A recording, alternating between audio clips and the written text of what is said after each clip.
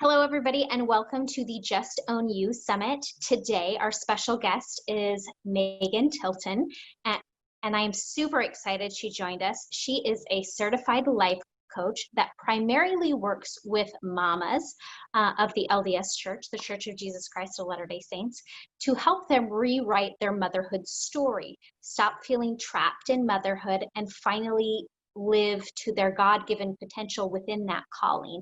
I think it's a beautiful thing that she has found how to help mamas enhance themselves and stop writing this story that goes on in their head. She is a mother of 5, so she knows how the mama story goes very well. And she also lives in St. Louis, Missouri with her husband. And she has, I believe, what dog? What type of dog? It's a standard poodle. He's Standard. 6 pounds. He's my baby. He falls everywhere. He's more dedicated to me than my children. I love it. I love it. So at first, I do want to hear about how Megan was able to get into this coaching lifestyle, specifically maybe why such a special niche to help these mamas.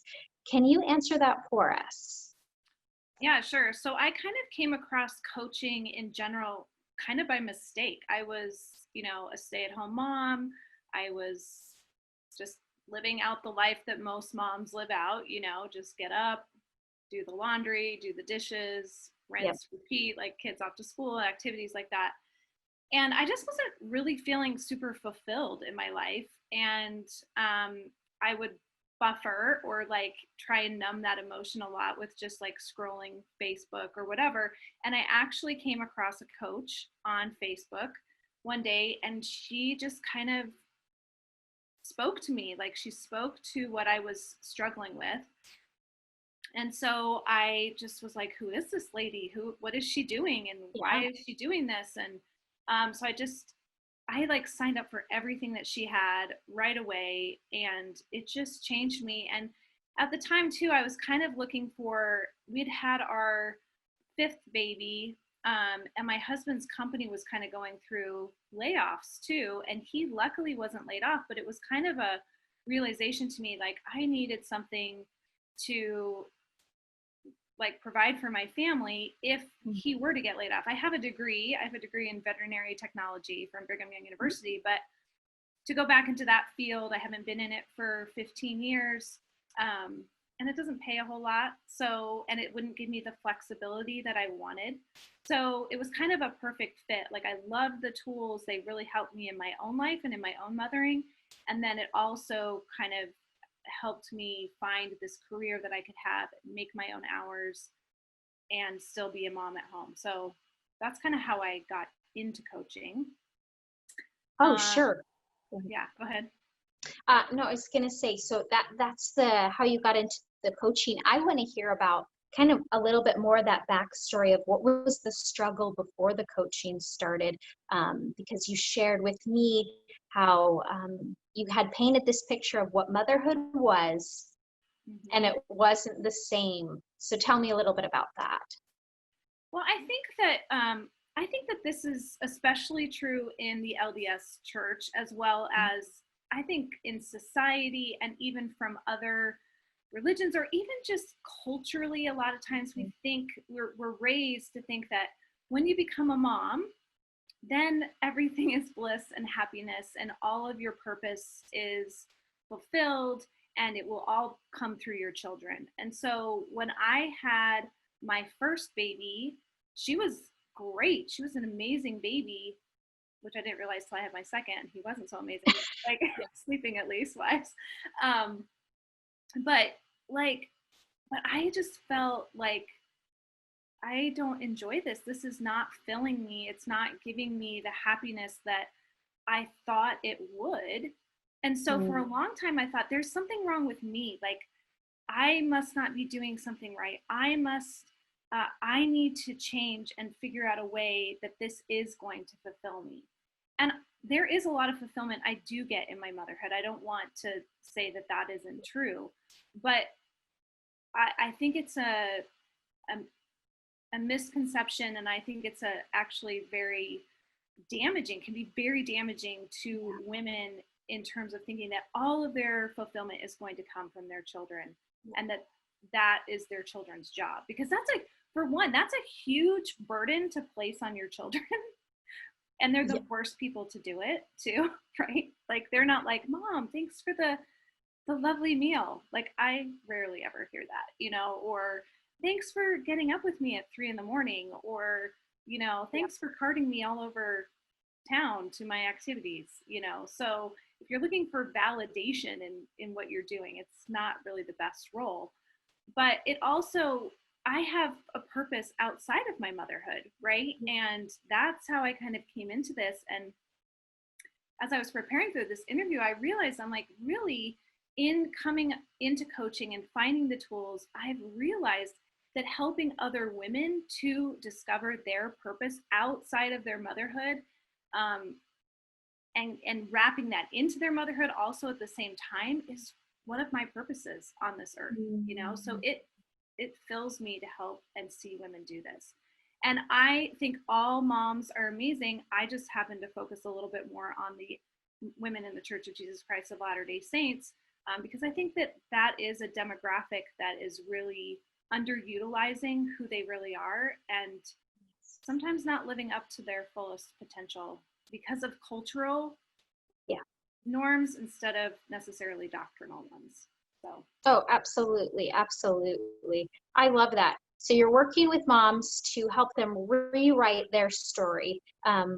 What exactly is that process? Like, take us through what you're working on with them. How are you, I guess, go walk me through that. Yeah, sure. Yeah, so the tools that I use really focus a lot on the way that we think, because the way and the thoughts that we have about certain circumstances in our lives, the things that present themselves, create certain feelings with us, and then we do certain things, and that creates our results in our life. So what I do with moms is I say, okay, let's look at where you are, and what thoughts you're having that are creating the results that you're seeing right now in your life. Like, why are you miserable?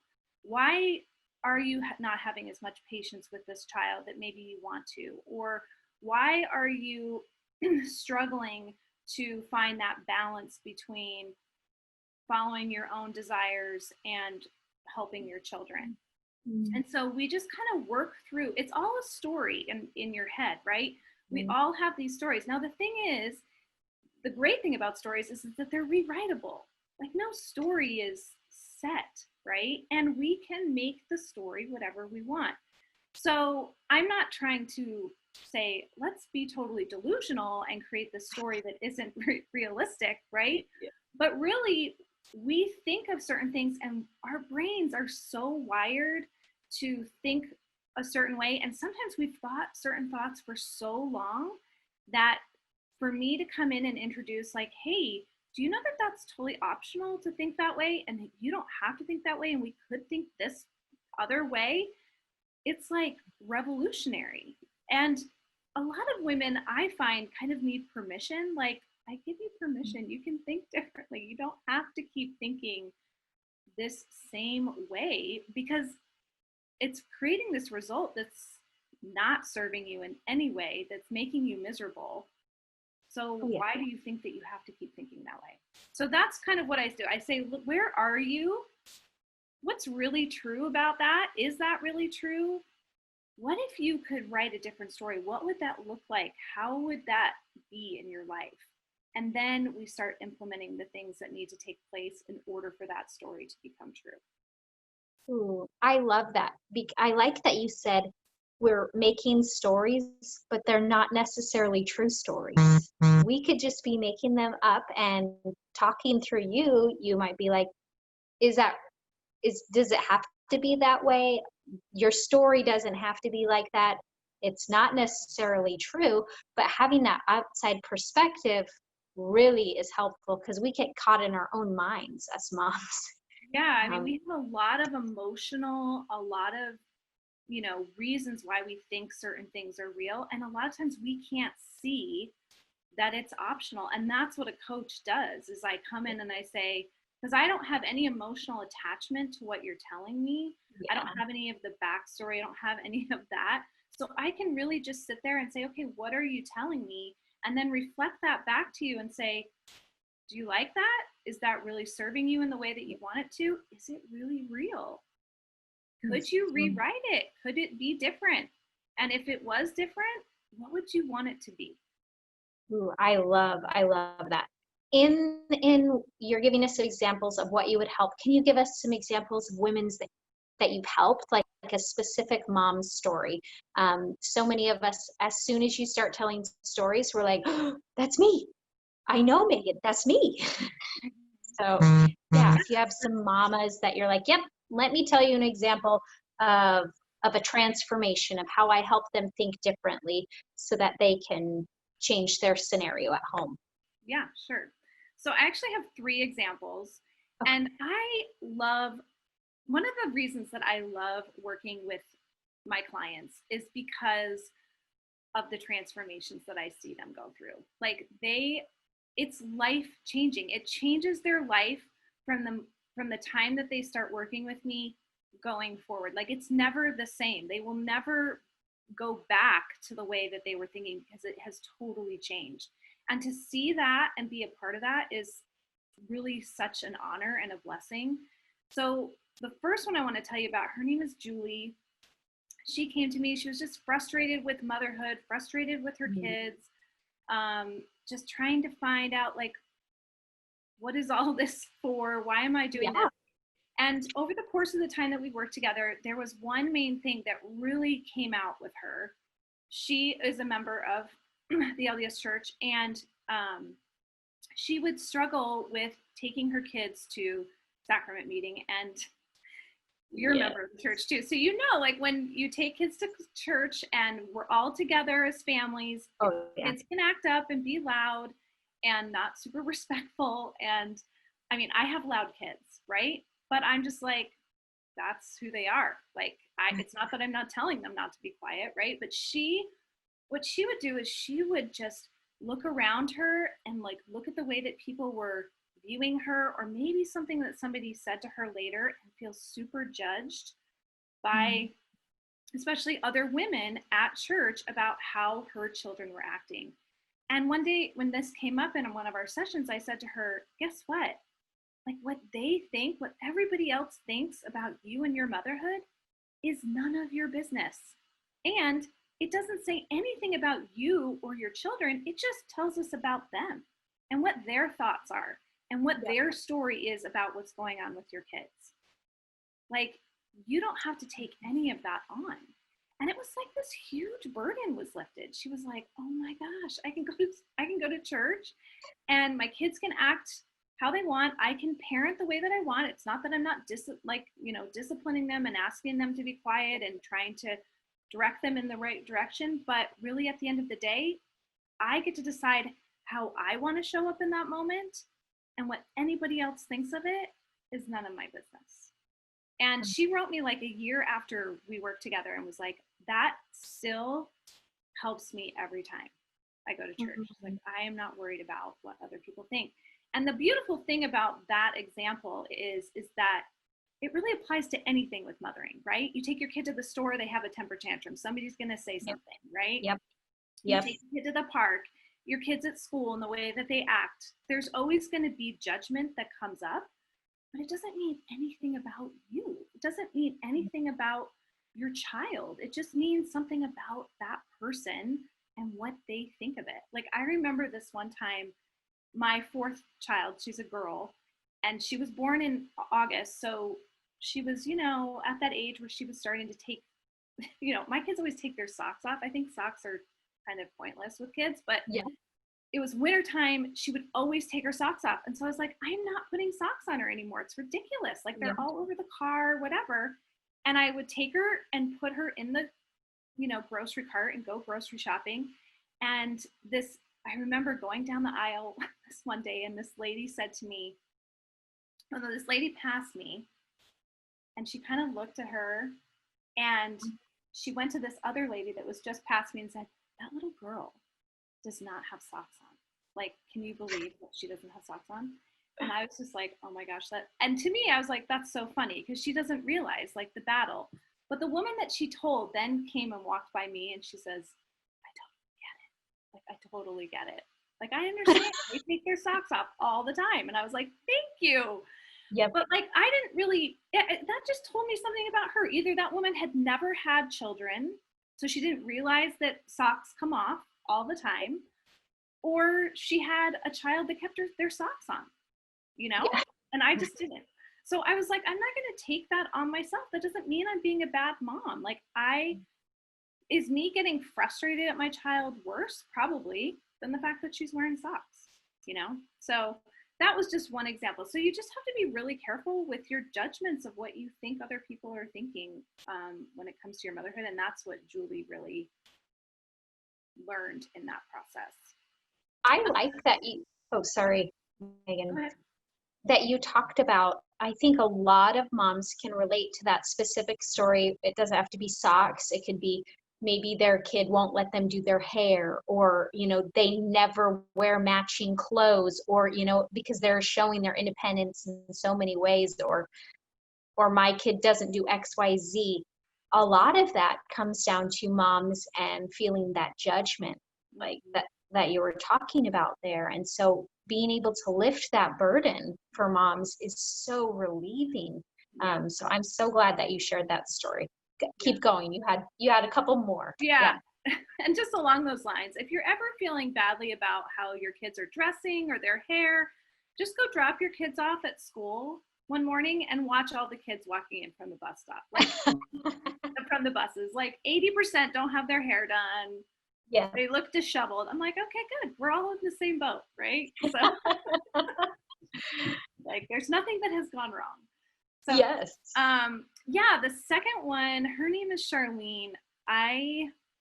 Oh my gosh, this woman came to me with so much heartache and so much pain around her motherhood and how she was showing up in her motherhood because of what she thought her mom would say about how she was mothering. Yeah. And she had come from a kind of an abusive childhood. And in the course of working with her, one day I was like, when was the last time you talked to your mom? And she was like, probably over 12 years ago. I'm like, 12 years? So you're letting a woman that you haven't talked to in 12 years run your motherhood today. And that was like a light bulb went off with her. Like, yeah, like, I'm like, why are you bringing her into this motherhood story of yours? Like, she's not a part of it. She doesn't need to be a part of it. And I'm not advocating that you need to like disown your mom. Like, this was a very unique case, Right. Where it just wasn't healthy for her to have a relationship with her mother. And yet she was still she didn't want to have a relationship, and yet she was still bringing her mom with her every day. And once she was able to let that go, like let her mother just not come into her motherhood every day, I cannot tell you, Jessica, I have seen this in a lot of my clients, but with her, it was a physical transformation. I mean, she was physically more beautiful. Like, it was amazing to me to see. Like, I seriously, it like just touches my heart every time I think about it, because, and I told her that, I was like, you were beautiful before, but you are like so much more beautiful, because she had like been carrying around this emotional backpack, and it was heavy and it was burdensome, and you could see it in her face and in everything that she was, whenever she would talk to me. Once we like were able to get that off, I was like, oh my gosh, she lost like 10 years like off of, it just looked amazing. Like, or gained, I guess she gained 10 years of her life, like she just looked so much lighter and so much more free. And it was just amazing. So yeah, moms carry a lot of emotional baggage, and like from their mothers, like, and your motherhood should not look like your mom's, because you're not your mom. Right? I have a lot of clients who come to me and they're like, but I'm not doing it like my mom did it. I'm like, yeah, because you're not your mom. I don't do it like my mom did it either. I'm a very different mom than my mom. And that's okay, because my kids need my mothering. And when I was a at home with my mom, I needed her to be that mom for me. Right. So that's a really important thing to realize, is that your motherhood doesn't have to look anything like your mom's at all, Mm. nor should it. I don't think so. So that's the second one. And the third one, her name is Sarah. She just came to me kind of at the pleading of her husband in a lot of ways. He was like, go find a coach, go find somebody who will help you, because she was really struggling with dinner times and bedtime routines with her kids. And she wasn't enjoying it because she had this narrative in her mind that dinner time and bedtime is the time that she needed to connect with her kids. And yet it was causing a whole ton of strife, because she had this other part of her that was really important, where she was supposed to write young adult fiction. And the time for her to do that was at dinner time and bedtime. And so she had these competing values, like, I want to connect with my kids, and Yeah. yet I'm supposed to write, and they have to happen at the same time. That's what she thought, right? And Right. I said, well, this isn't serving anybody, because you're not connecting with your kids and you're not writing. She had been writing a book for 5 years. 5 years. Wow. And she has finally gotten it completed, and she has like 2 other books in the works after just 4 months of working with me. Like, Wow. we just and you know what happened too was, like, all of that drama about the connection with her kids, once I gave her permission that it was okay to not connect with them at dinner time and at bedtime, she could find other times, it just kind of faded away. Like, it became a non-issue. And to see what she's now creating is just amazing. So I love that. So we all come with these stories, but where are we getting them? Like, how are we making up these stories and actually believing them? Because it's like a light switch happens. As soon as you have a baby, you're like, oh, got to change my story. Can't be the same as it was yesterday. Why do we do that? well, I think it comes from a lot of different, it's how you're raised. Like, you are Mhm. developing stories from the very beginning of your life, right? And Right. so, and it can be church culture, it can be societal culture, it can be what your friends are telling you or what the media is telling you. I mean, you get on social media, you Uh, want to feel insecure about your motherhood, like, that's a great place to go. Like, yes. oh, look at her, she's like all made up and everything's put together and her kids look all perfect. And that's just not the way that motherhood really is. And so we try and follow these scripts that society has given us, religion has given us, our mothers have Mhm. given us, to Yeah. determine, like, this is what my motherhood should look like. And then when it doesn't look like that, we think that we're the ones that are doing it wrong. And the only way that we're doing it wrong is that we're not living our motherhood story. Like, there Yeah. are as many motherhood stories out there as there are moms. Mm. Nobody's is going to be exactly the same. Now, I'm not saying that you're not going to take things from your best friend's motherhood or your mom's motherhood, or Right. Yeah. the culture or the religion or the society. You're going to take bits and pieces of that. But I really want you to determine, what do I want? What makes me happy? What allows me to show up in this role the best, most fulfilled, on top of my game motherhood for me, right? Ooh, yes, I love that. Writing the story that's written for you, and that's why I reached out to you to have you as a guest, because I think a lot of moms think as soon as baby comes, like, you're automatically, sacrifice is your middle name now. It's no longer about you ever. It's always about the kids and the husband. And so, and I bet that's what you hear all the time, Megan. Yeah. So I love that you're teaching people that you can be the best mom without saying, I'm going to sacrifice my whole life for this. So I think that's fantastic. Yeah, because when you do that, then are you really showing up as the best version of you? I Hmm. don't think so. And, it kind of hit me a couple of months ago. I was thinking about things I was going to write to my list, my email list. And I thought, would you want the motherhood that you have for your daughter? Is that what you're raising her for? Like, really think about that. Like, do I want to pass this on? If I'm miserable, do I want to be like, hey, guess what? You get to be a mom too. And it's great, you know? Like, what do you want to pass on to her? Like, I have 2 daughters, and what I want to pass on to them is that they can have the motherhood they want. They can be good moms. They can still pursue things that they enjoy outside of motherhood. And doing that doesn't make them a bad mom. In fact, it makes them a better mom because they're filling themselves. Like, before I found coaching and the tools that help me and then created this business for myself, like, I was dying inside.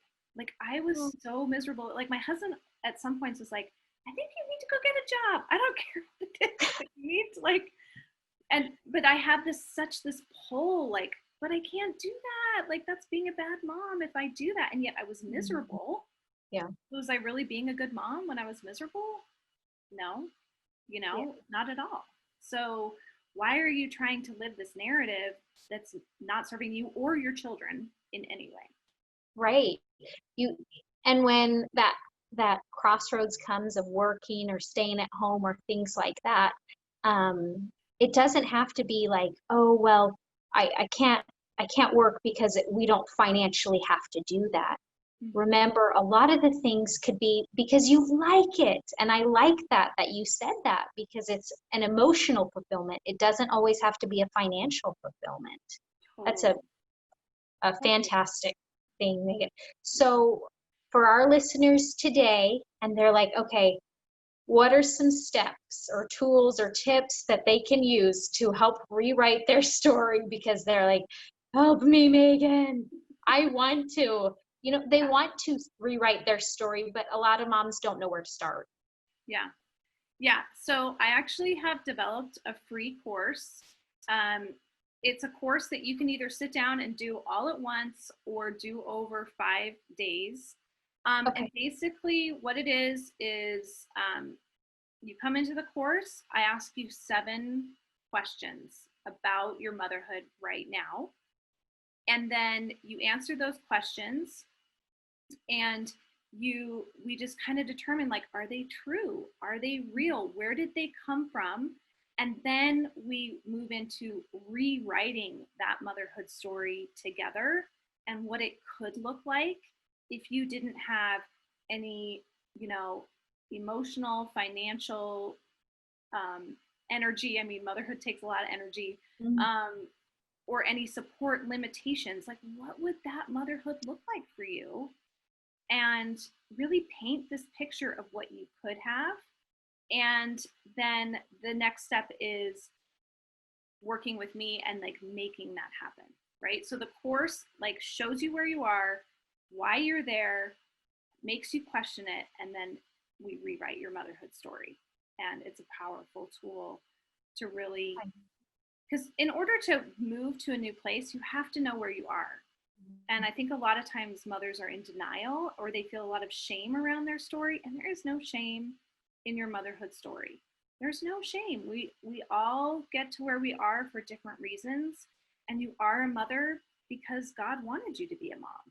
And, he gave you the children that he did because he knows that you're the mom for them, right? Yep. And that you have purpose and meaning. And so where are you? Why did you get there? Where do you want to go? That's the absolutely perfect. So I will link that below for them to go and get that 5 day where they're answering, fulfilling, and seeing if working with Megan is a great opportunity for you mamas. Now, tell us where they can find you on social media and your website, Megan. Mm-hmm. Yeah, so I'm at megtiltoncoaching.com. That is my website, and I'm under the same name on Facebook and Instagram, Meg Tilton Coaching. So excellent. I'm so glad that we had Megan today, because the whole point of this series is to help moms capture and attain whatever story they want to write and be confident in it. And that's why we had Megan on, because she helps women write their specific stories. Get out of your head and start implementing the dreams that you've had while raising your beautiful children and being an epic wife at the same time. So thank you again, Megan. Thank you. And We will see you guys tomorrow on our next Just Own You Summit series.